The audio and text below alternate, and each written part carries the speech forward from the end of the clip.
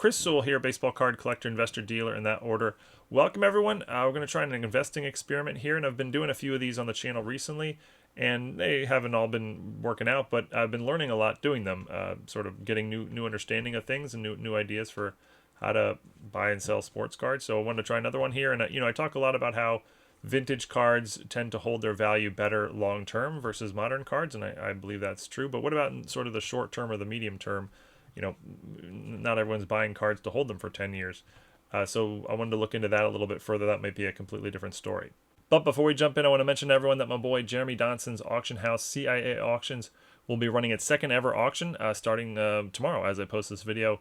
It'll launch July 4th and will go for 10 or 11 days. 10 days for the sports cards, 11 days for the non-sports and comics. The first auction ran in June and went very smooth, and I'm a small stakeholder in the company. I believe in it heavily. I believe in Jeremy. A number of you left some feedback about the auction site, and we really appreciate that. I think Jeremy even implemented a few of your ideas, so thank you everyone there. But if you want to just follow the auctions along, or you want to sign up to bid, I've included links to all that in the description below. But okay, back to the experiment. And like I said, a lot of people come up to me and say, hey Chris, I want to buy a card and hold on to it for 10 years and then have it be worth more down the road. What should I buy? And in this case, I usually say, well, you should probably buy high grade vintages. That's what's proven to do the best long term and historically. But in the short term, I don't know that applies. And in fact, I'm not confident at all that would be the right answer. So I wanted to test it a little bit here. And here's the test I came up with. So I have 3 hypothetical buyers who are going to create a portfolio within their category, buying cards in all 4 of the major sports. Person A is going to focus on vintage major stars. Person B is going to focus on active established stars, really players sort of towards the back half of their career, but who are still stars in the league. And then person C is going to focus on prospects, like players whose cards were really hot out of the gate with a lot of hype, but they haven't really proven a whole lot yet. Now this does exclude players, which is actually good because I didn't want any overlap within the categories. Like Tom Brady, for example, doesn't fit in any of these. He's not vintage, but he's also, he's not active.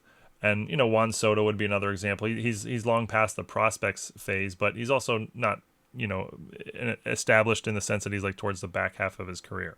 But all right, we're going to give each of the hypothetical buyers $2,500 to build their portfolio. They have to buy exactly 15 cards valued between with a minimum value of $50, maximum value of $500, and they basically have to spend the entire $2,500. And just to be clear, when I say hypothetical buyers, I mean me. I did this, and the $2,500 was, I didn't actually go out and spend that. That was sort of hypothetically. If I could spend $2,500 on the category, that's what I did. So we created these 3 portfolios, and we're going to track them. They're valued at $2,500 today as I post this video, and we'll track the value of each portfolio, checking in 3 months from now, and then again 1 year from now, and see which one sort of does the best. And it's just going to be one example, so it's not going to give any conclusive answers, but maybe it will give us some insight into what sort of happens in the short term. And I chose 3 months because in 3 months, all 4 sports will be in a very different place in their season. Like baseball will have gone from mid-season to postseason, and the other 3 sports will have gone from off-season to sort of just having started or about to start. And then also chose 1 year from now because obviously in that case, the timing of the sports seasons will be the exact same as today, so they shouldn't play a factor. So we're going to see which portfolio does the best over 3 months and which portfolio does the best over 1 year. And I'm going to make a prediction on it at the end, and I would be really curious about everyone else's prediction on them as well. But all right, let's check out some of these portfolios I keep talking about. First one will be the Vintage Stars category.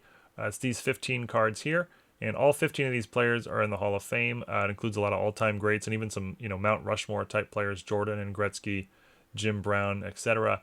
Ranges from T206, that's 1909, the card in the upper middle, Johnny Evers, all the way into the 90s with the Kobe Bryant rookie in the lower right.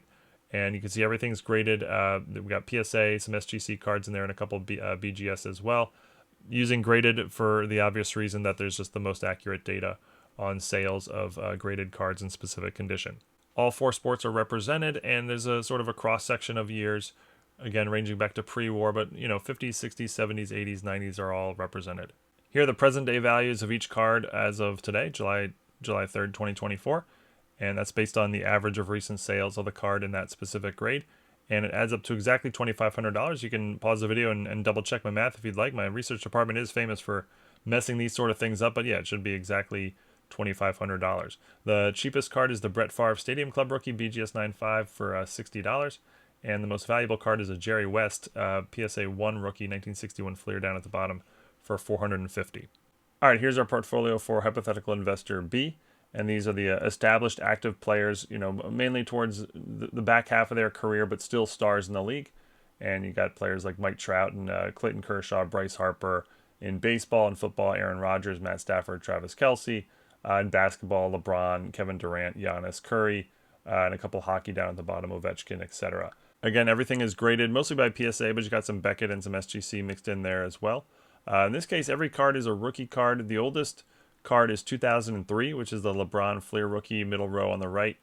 And the newest card is from 2014, which is the Mookie Betts rookie, top row in the middle. Here are the present day values of the card and the grade, and again, it adds up to exactly $2,500. Cheapest card is the Clayton Kershaw Topps Heritage PSA 9 on the top row for $50. And the most valuable card is actually the Steph Curry Upper Deck rookie PSA 10 on the bottom row for $320. All right, and third portfolio is the prospects, and by prospects I mean any player who has been in the league one full season or less. Again, all 4 sports represented, mostly PSA. I think of these are all rookie cards or rookie year cards. I guess with the baseball, there's some first Bowman stuff, or I guess it's all first Bowman stuff with the baseball. But the baseball includes players like Jason Dominguez, James Wood, Jackson Holliday. Football, you have C.J. Stroud, Puka Nacua, Caleb Williams. Basketball, you got Wembanyama and Brandon Miller, and even got some hockey guys in there, including Connor Bedard. The majority of these cards are from 2023. I think all of them are from 2022 or 2023, with the one exception being the Jason Dominguez in the upper left, which is from 2020. Here are the cards' current value in their grade. Again, it adds up to exactly $2,500. The cheapest card in this portfolio is the Brock Faber in the lower right UD canvas for $80 PSA 10, and the most expensive card is the CJ Stroud Silver Prism PSA 9 for $290 in the middle row.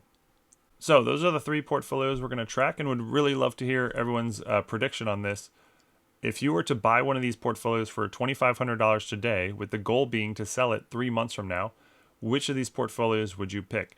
And same question, if you were to buy with the goal being to sell it 1 year from today, which of these portfolios would you pick? I guess you can also throw in a third question, if you were to buy it with the goal being to sell it 10 years from now, which of these portfolios would you pick? But yeah, I'd be very curious to hear what people what people would sort of predict about each of those. Obviously, we won't track the 10-year prediction, but I guess in theory, I might still be managing this YouTube channel in 10 years. But we'll definitely do a follow-up video in 3 months and another one in 1 year to sort of track it and see which of these portfolios panned out the best.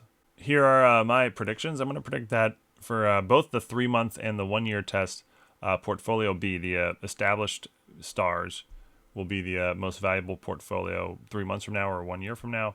And again, won't be tracking this one, but I think the vintage will hold up best long term. But that's it. Thank you everyone for watching. Hope you found this exercise interesting, and hope you follow along. Until next time, have a great day. Thanks everyone.